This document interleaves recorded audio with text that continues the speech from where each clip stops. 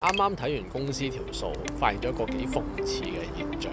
明明生意好咗啦，規模大咗啦，但係點解咧手頭上嘅現金咧反而呢種掹掹緊咗？可能我喺做老細嘅，你都經歷過呢種即係賺咗個面，輸咗個底個痛啊！其實好多人咧以為咧做生意你多咧就一定好啦，但係其實咧當規模一衝嘅時候咧，就係考驗公司體質嘅開始。其實有時咧為咗即係應付生意咧，係即時請人啦，加資源啦，呢啲全部咧都係即係真金白銀嘅底費啦。但係通常咧最攞命咧就係生意翻嚟啦，客找數嘅時間咧永遠都係滯後嘅。越大規模又越機會越滯後得勁，而你係冇乜 bargaining power 同我講。咁所以即係有時係 T+2啦，聽過最勁嘅 T+6啦，結果咧就變成一嚿錢咧明明喺度，但係你偏偏咧就攞唔到出嚟用。